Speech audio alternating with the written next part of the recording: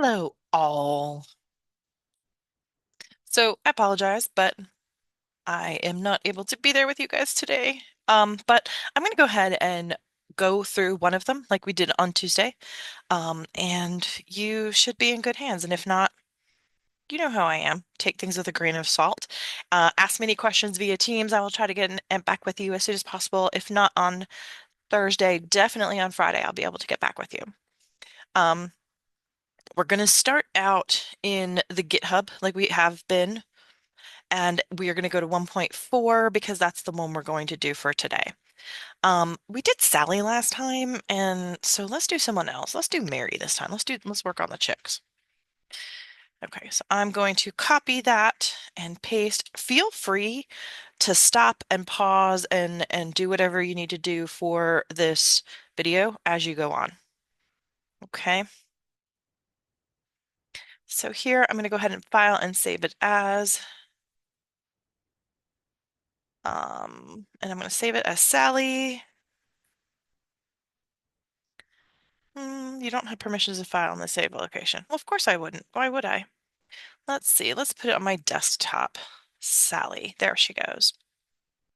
Okay, so I'm going to come up here and a def indicates that it is the start of my function bubble, but I don't like the two spaces, so I'm putting in two more. So 1, 2, 3, 4. That looks better. And then I've got my second function here, the print footer. Okay. Now remember, I start at the left, so my first line of code is going to be this name, input, enter name. And then if name, I'm going to fix this indenting. Then I'm actually going to put a blank line so that I can see what's going on. Again, these blank lines are totally up to you. I just like it.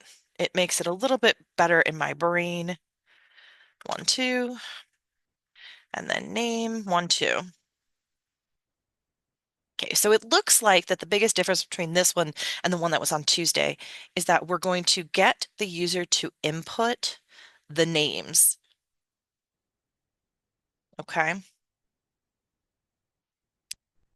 Now, one thing that I do see is I see a few things that are green that I don't want green, so let's go ahead and fix those first. And I'm going to go ahead and put so here, I'm going to correct the quote issues. How's that? So there's an extra quote at the end of name. Oh, and these quotes don't match. Okay. They they don't match again, and there's an extra one. So there and there. Remember, you can um, pick whether you want the double or the single. Enter department. That one looks okay.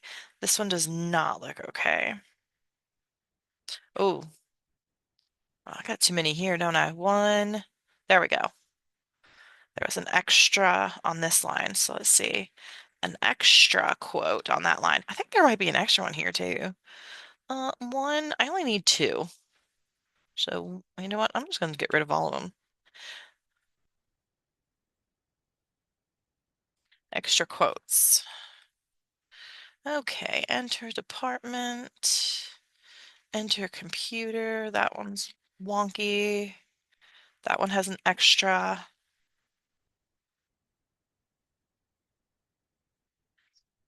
Okay, this one doesn't match. This one doesn't match. None of them match. This one has an extra. 1, 2. And that turns that green. And I'm going to go through that. That one's wrong. 1, 2. There we go. Ooh, look, this one's green too. Okay, so that's a lot better.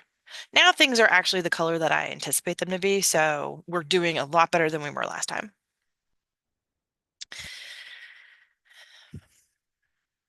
Now, if I go ahead and hit run, I do see some extra things, but let's do this here. So there we go. Invalid syntax. Maybe you meant equal equal or instead of the single equals. Well, in the if, remember I'm doing the comparison, so yes, I need the extra equal sign. And equal equal, not the single. I'm going to go through and in every one of them that has that if, I'm going to go through and make sure it's doing the comparison and not the assignment. Okay, so if double, if double, if double, if double, if double. Okay, there we go. Well, at least we got through the first part. So let's take a look a little bit closer and see what this is doing. And then we can get back to the error. So it looks like it starts on line 12, right? Because 1 through 6 is a bubble and 8 and 9 is a bubble. So I'm going to start at 12. So 12 creates a variable called name and it says input enter name plus name. Well, one thing that I see is that that's not how we write this, right? We're actually going to, let's remove that plus name because that's not the syntax. Okay.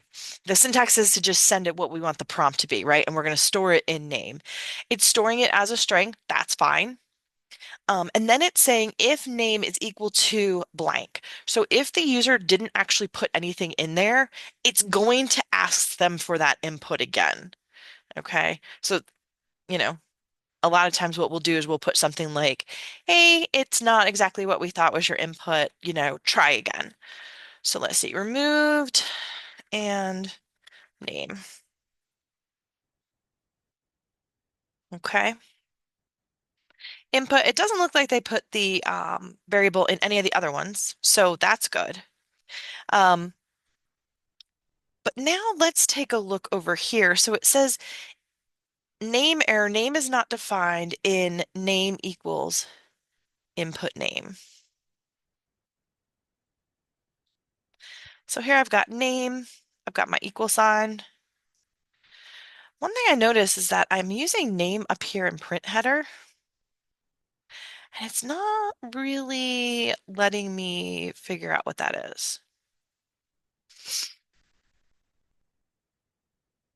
Okay, so let's see. Name equals input enter name. Oh, that's because I ran it with the pluses. Let's try that again. Okay, there we go. Enter name. I can't even spell my name. Enter department. Mine. Here and now. My report name. It doesn't look too bad. Okay. So it does look like it comes through and it prints name, Jennifer, that's what I entered. Department CIS, that's what I entered. Computer, name of report goes here. So it does look like that down here, when I come back, it's the print footer. So print footer says I'm going to take name of report. Okay, well, if I'm going to send it up on 8, I need to send it down here on 34.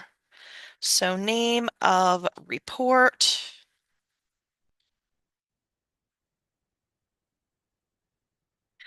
Okay, and then here, I'm actually going to use the variable here instead of putting name of report.